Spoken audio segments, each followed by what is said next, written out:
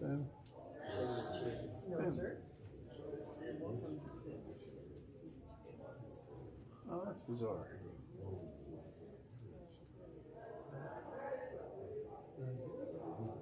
Is it working?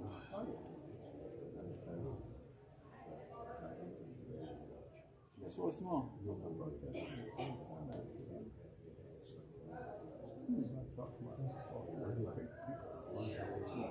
What software are you using? It's curious.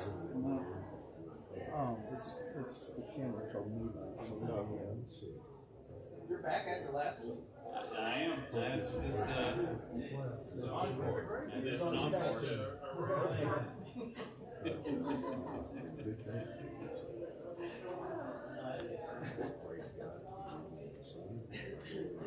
All right, let's go ahead and get started. We probably only have about a half hour.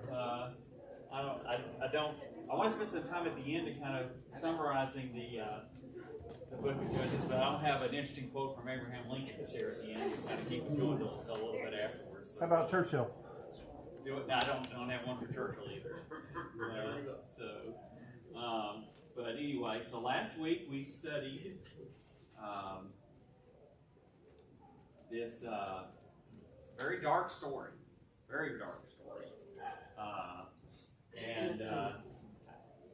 How could Israel have declined this far from the time of Joshua? How could this have happened?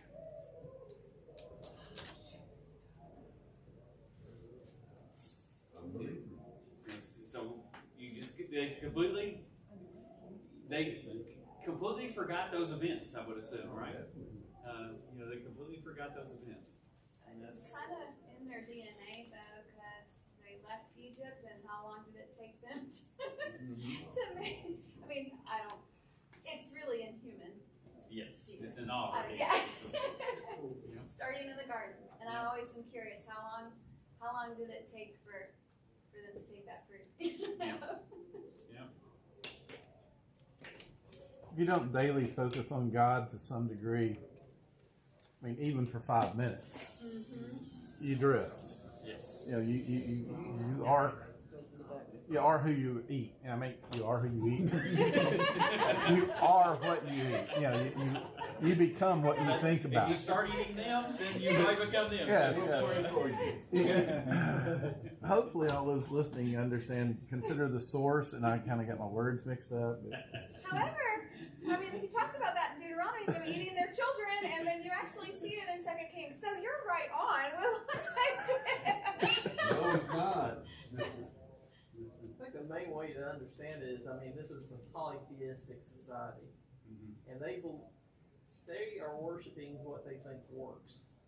And so they go to a different land. They think, okay, well, the gods are stronger in this land, and I mean, they're not thinking God is the God. They're thinking He is a God, and so that really makes us understand kind of why they do what they do. Mark made a good point today about Naaman, how the reason he probably came to the conclusion that God, the God of Israel, was the one true God, was that he had experimented with trying to figure out there's some other gods that could help him with his problem, most likely, and none of them, could help him. And that's similar to us. Sometimes when you hit rock bottom because you've tried everything else, you're like, the only thing left is to surrender. Right. And I think that's exactly true. All right, so the final story in here, we're going to deal with the ramifications of what Israel did. So I'll pose this question to start out. What steps should we take to help preserve our brothers and sisters' righteousness? We're going to end up seeing this horrific tale of righteous vengeance that Israel pours on to the tribe of Benjamin here. So what steps should we take to preserve our brothers and sisters' righteousness here? Pray for forgiveness. Pray for them. Okay, pray. All right. Be an example. All right, prayer, example. Those are both certainly good things. We should be their messengers and leaders. I mean, we are the temple of God. People don't even talk about we are temples of God.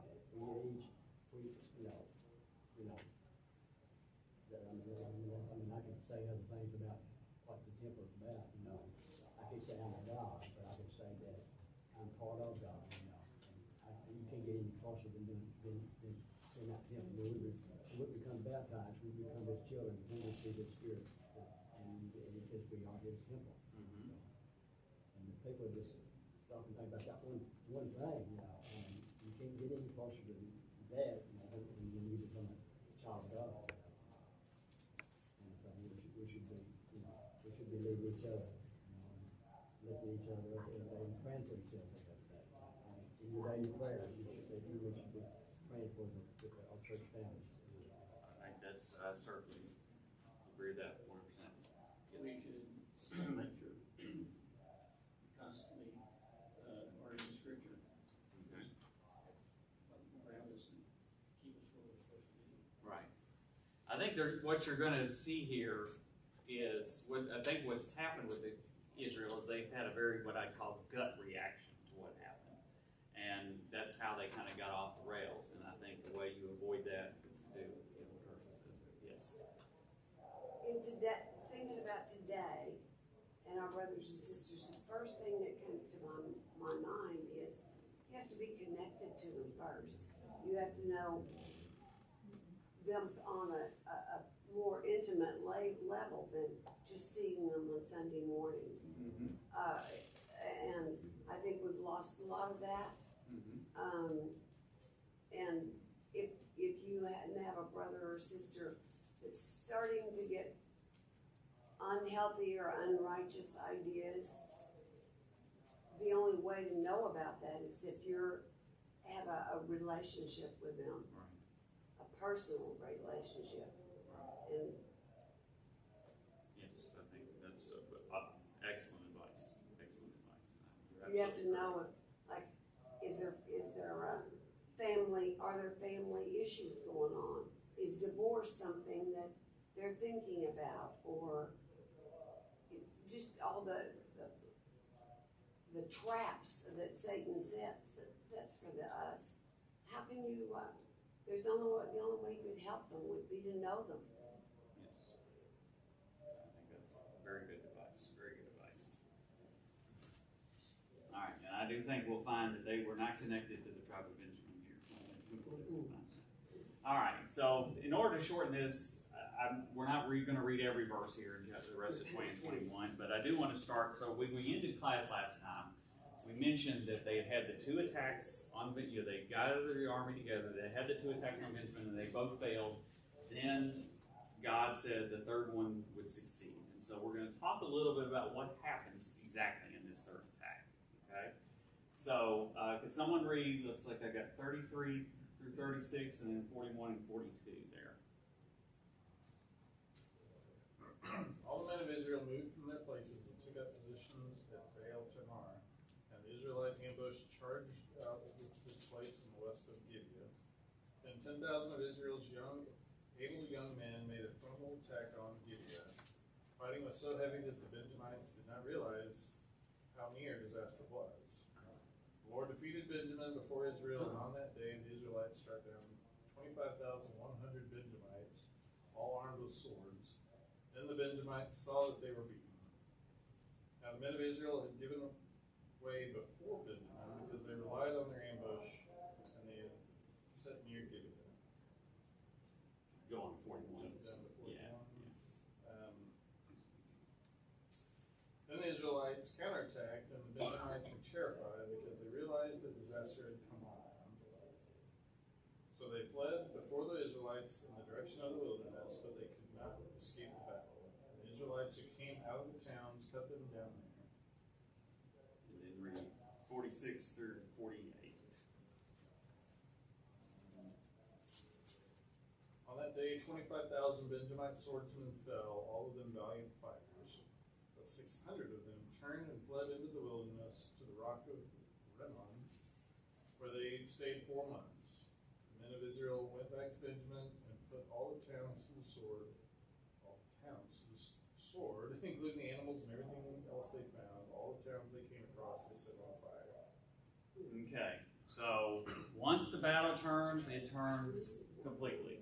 Okay, they completely rout Benjamin. mentions here at the end, only 600 of the men are going to survive.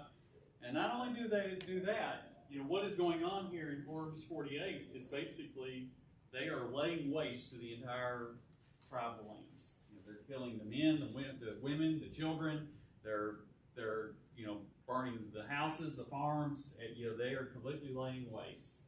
Unfortunately, this types of stuff kind of happens in civil wars. Where you end up having just this real personal anger, and so Benjamin has been completely devastated here. So is that why? What was wasn't Saul from the tribe of Benjamin? All right, we'll you don't read about any other. I don't remember anybody else being identified in the New Testament times or even later as from the tribe of Benjamin. Well, there are definitely, when the tribes split, when Judah and Israel split, Benjamin is actually one of the tribes that goes with Judah. Right, but there doesn't seem like they come up very much. They're probably nowhere. This. They're not as big as Judah, certainly. So they've been a lot of them have been wiped out here at this time. Yeah, but we'll talk a little bit about how they will sort of rebuild, but they are certainly devastated, and they certainly are not they're not going to be one of the bigger tribes in Israel from any point this forward. Right now, they've almost been completely eliminated, and we're going to talk about that. What amazes me is this quantity of population. Man, there must have been a lot of people for them to kill this many. Yeah. So that's huge population. Yes, and so they. I'm not sure exactly how big the tribe was. If you think about, if they had an army of 25,000, you probably figure, you've got older men, and then you have all the women and children. There probably were 150,000 Benjamites probably, but there are not many left when this is all said and done, because there's only the 600 men from the army, and then they go and basically do civilian, start attacking the civilian targets effectively. Now, would God have, did they do this on their own, or do you think God approved of I definitely don't think we're going to have the impression that God approved this. It is interesting. One of the things that, and I mentioned this last Sunday, that I sometimes wish would be in Judges is more of how the reaction exactly should have been. That if we know this reaction was wrong.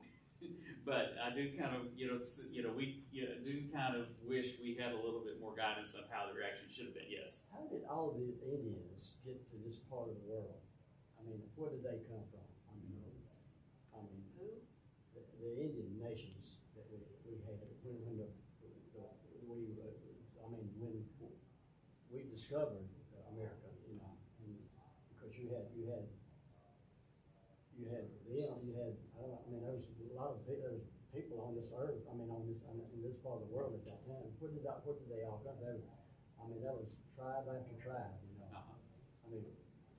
How did he get here? Where did he come from? Was this part of that part of the world? Israel and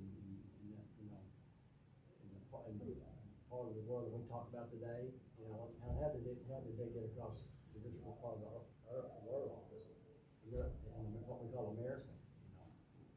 Where did they come from? Part of the thoughts behind it is that about 10,000 years ago, when they had the ice age, a lot of the ice was kept up, and all the water was kept up in the ice, which allowed there to be a land bridge between Russia Siberia. and Siberia. The Bering Straits were actually land, not water. The continents were all together. So they migrated here from I don't want to hang all that up, but I knew that also. But because I watch a lot of history channels, and they talk about that also. But we don't talk about that, and it's never mentioned. In nations now. There's so many tribes. There's over probably 150 tribes, that are more, maybe 200 tribes, and there's thousands of them there that live in that, because they follow each other, they have their own part of the land, they claim for their own, But that's always intrigued me, you know, that they talk about the great white father, you know. I mean, Well, I mean, that's. I know, You can go in and attack them. evidently, I mean, it's never talked about, I've never heard it talked about in the pulpit, I've never. Well, I don't. Yeah, I mean, I'm not sure exactly how we can relate this to what we're talking about today. Well, That's a. I mean, we're talking about,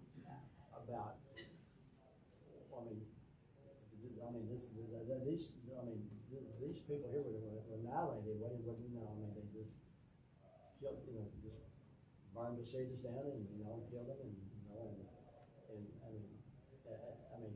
after time passed on, you know, people had to go somewhere, you know, you got the different parts of the world now, but I mean, well, I'm trying to find out, I thought maybe somebody in here knew, about where did they actually, I mean, were they part of part of the, you know, Moses, group or Abraham's group or, you know,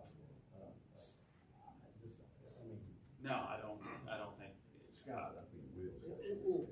Could you imagine trying to rebuild and reconsolidate after losing 25,000 soldiers? Right. Because it says they go there and they stay there for like 4 months. Could you imagine the conversations that are going on? Like, there's gonna be some like pushing blame on one another. They're gonna be like, what are we gonna do next? Because they're gonna have to refill their ranks. They've lost, you know, essentially different key combat leaders and stuff like that. So it's a very pivotal time for them in this transition between chapter 2 or chapter 20. Right. I mean, what you have here is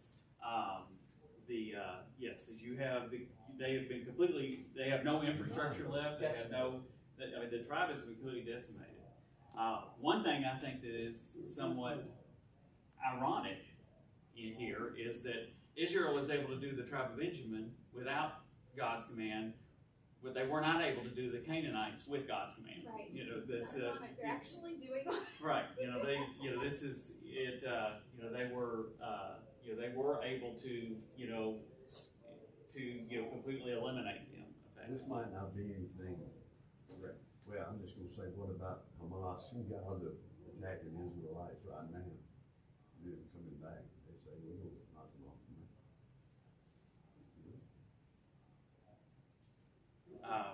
It's just something. We need another quarter for. But I'll be honest, I thought this today might be hard, but not for the reasons.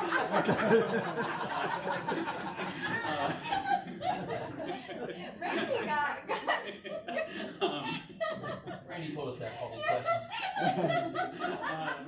It's a setup. And that's how I think about that.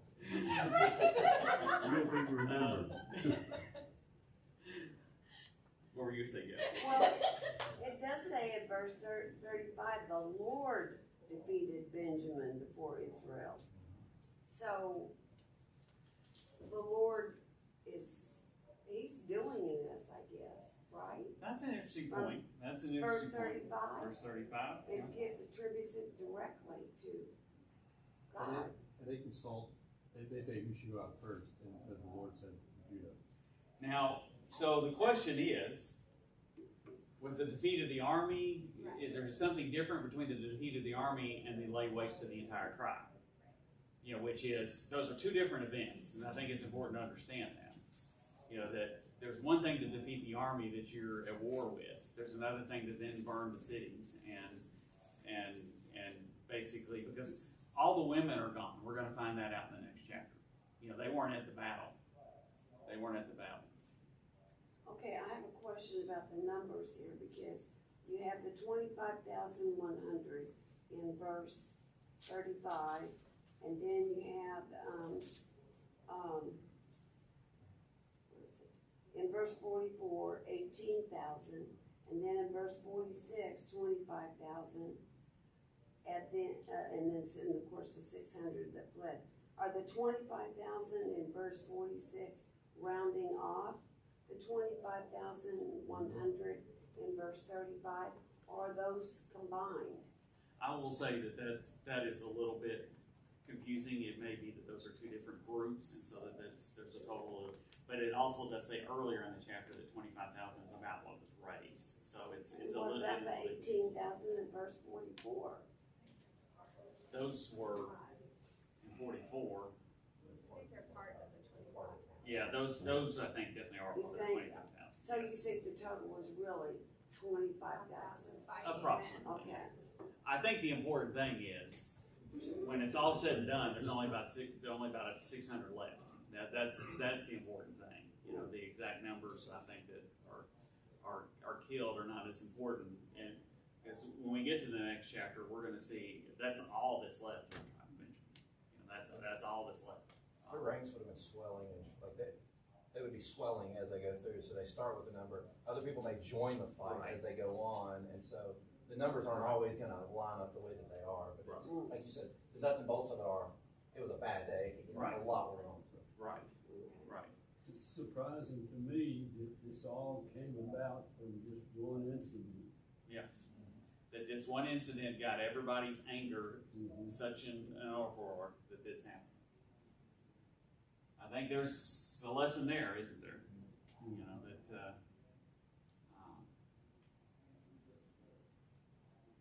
all right, let's go on to 21. And again, to try to shorten a little bit what all we have to read. Let's see, it looks like I am doing 1 through 4. Let's just start off with 1 through 4. Okay. The men of Israel had taken an oath at Mizpah. Not one of us will give his daughter in marriage to a Benjamite. The people went to Bethel, where they sat before God until evening, raising their voices and weeping bitterly. Lord God of Israel, they cried, why has this happened to Israel? Why should one tribe be missing from Israel today?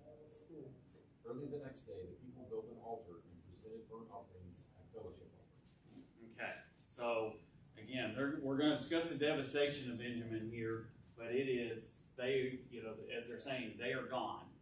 They also, when they got ready to do this battle, to do this righteous indignation, they apparently created this oath that says, okay, we're effectively going to cut ourselves off from Benjamin. And that's effectively what they're saying. You know, we're not allowing intermarriage between our tribes and the rest of Israel.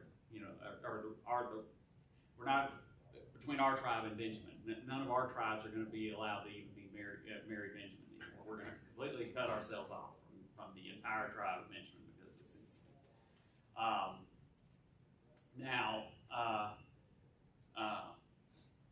If you make an oath, is that something you should keep? Yes. Okay, all right. Even if it's a bad oath.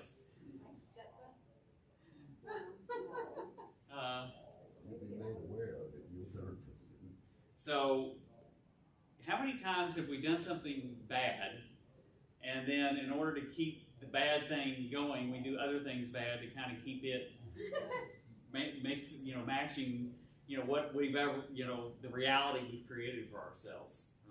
It's kind of like telling a lie. You tell one little lie, it's no big deal. Yeah. But then you got to keep lying to cover it. Yeah. And next thing you know, Yep. it's huge.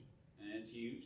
I know people who've made bad financial decisions and then feel like they've got to risk even more money so they can kind of gain back what they did on their original financial decision. And that's we do have those issues. What does Christ say about oaths? You remember what I forgot to write down the verses here. Yes. All right. So he says oaths are not. You ought to say the truth. He's not saying that you should tell things that you aren't going to do. But he says don't worry. You shouldn't worry about making a swearing on oath.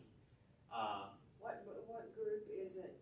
What church is it that won't swear an oath to the flag? Won't swear, to tell the truth? Is it not Jehovah's Witness? Is it Jehovah's Witness? It might be. I think. I do know that. Do what? I think. I'm not sure it about might that. be. Is it Jehovah's And I Witness? do understand that somewhat. Yeah, I can kind of understand where that comes from. They're sort of treating those words very literally that Christ said. That in no circumstances should they be put themselves in a position that they are taking an oath. I heard of that. We're saying that like if they get called as a witness in court, they won't swear. Exactly. Yes. Tell the Yeah. whole They truth. actually kind of create a religious exemption to have to do that. They still can be treated the same as if they had made it effectively. You know, they still are treated as perjurers if they lie in court, but they don't have to go through the formalities. They have religious exemption and are excluded from the formalities of doing that. I always thought an oath was more binding than a promise. Yeah, we think that, right? And that's not what Christ said. What Christ is saying is, it's all the same, yeah. isn't it? That's what he's saying. Is it? You know, it doesn't matter whether it's an oath or a promise, or you just said you were going to do something. You know, it should all be the same. At the same time, though, our military and the people that serve in public office, they have to take an oath to supposedly do their duties in an honest way. And the military, that you have to take an oath. Yeah, and they certainly treat them very seriously. It's more. Why do you think that is the case? It's more than a promise. Why is it more? I'm not going to disagree with that, but why is it more than a promise? I don't know, commitment. It's more of a commitment. We take an oath when we marry. So what you're doing is you're putting it out there, your feeling of the seriousness of this.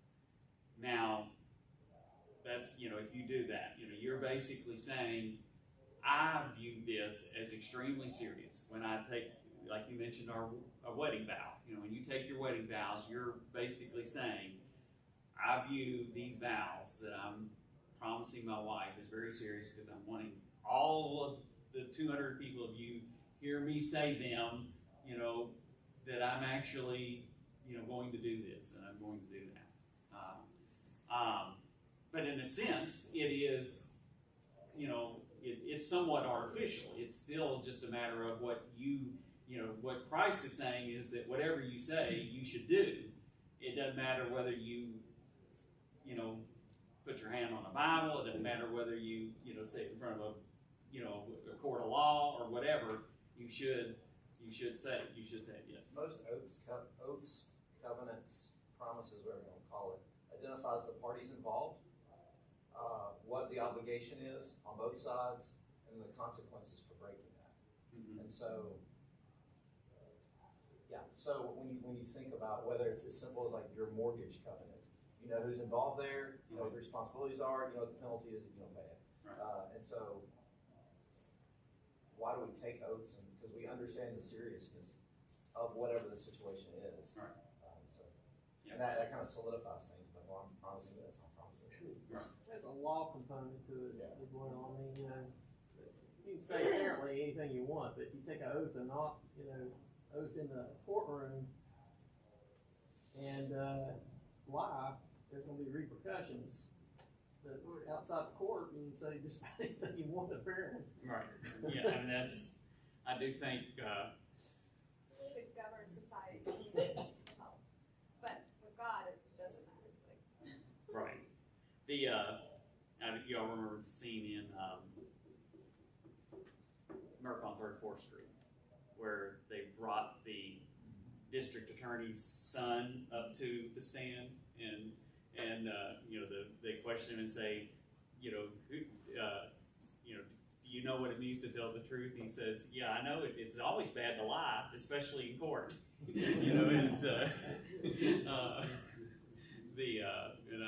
think but I think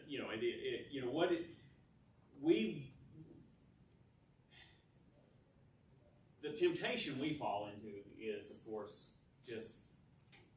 and that's why I put Psalms 141:3 up there.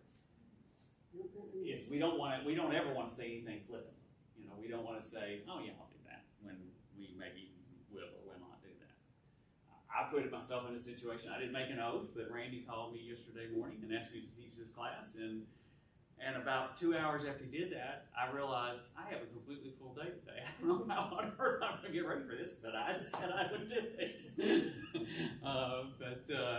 You're doing fine. Well, luckily you all are throwing out all kinds of stuff. So didn't need to have much material today. Hey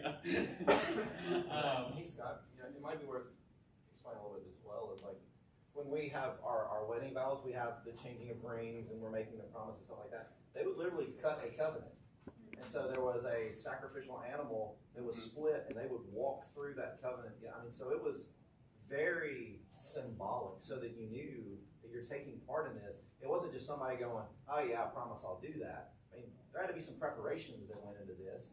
You know, there's a sacrifice that takes place, and there's so it wasn't just a verbal commitment. It was there was a whole ceremony attached to it. And I'm sure that is what happened at Mizpah.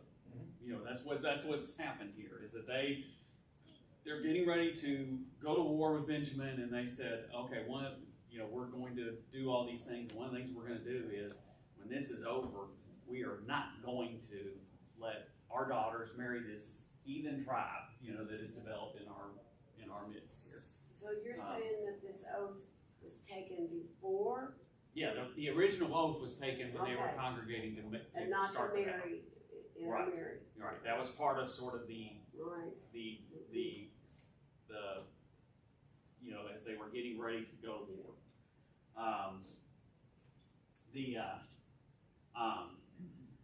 So with that backdrop, I want to ask this question: do you think the Israelites are sorry about what has happened to Benjamin, or are sorry about what they have done? Excuse me. I mean, I'm going to phrase that differently. Seems like they are.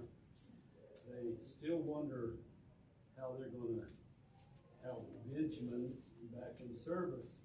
So they go around the bush and create this incident where they steal their wives. So I'm going to disagree with you a little bit on this, and that is, you're answering a different question. Okay. And I actually accidentally phrased the question that way the first time. There's a difference between being sorry for what has happened as opposed to being sorry to what you have done. Okay. And I want you to keep that in mind as we go through these next verses. You know, it is that I really think the Israelites are not necessarily sorry that they did this war with Benjamin, but they are sorry that the result of this war is that Benjamin is gone. And I do think that is different. So, oh gosh, it's only 11:17. Well, let me summarize so we don't go too. I tell you what.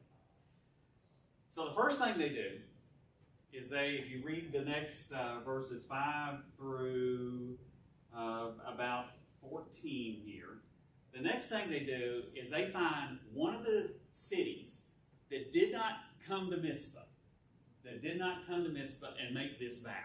Okay?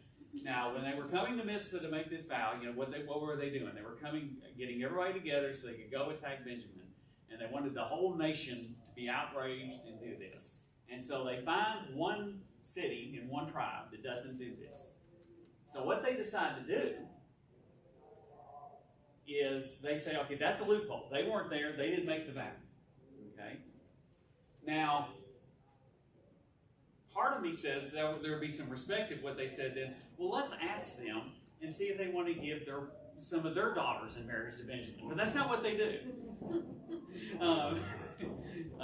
What they do is they basically go attack that city, kill all the men, or kill kill everybody in the town, and take the women that are there and say these women are not subject to the vow. Okay? The virgins. Yeah, only the virgins, because I guess we got to have some moral fiber here. We can't give these married widows to the tribes of Benjamin here.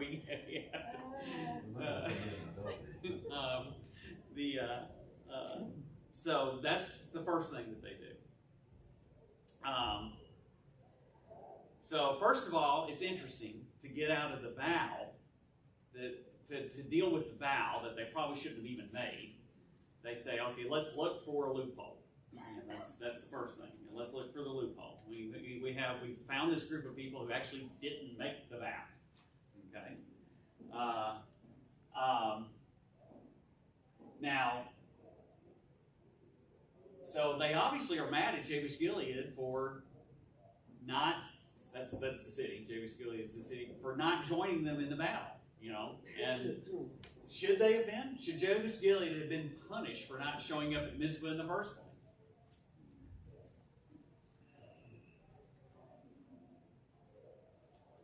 So I think we struggle with that, right? I don't think that seems,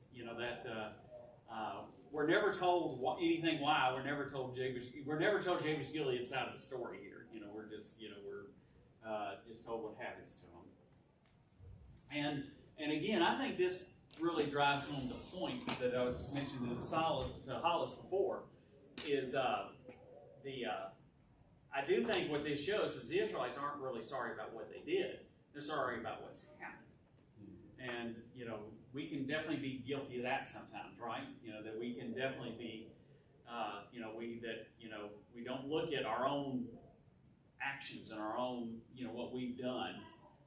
We just look at the bad result of what we've done and then want that fixed somehow, right?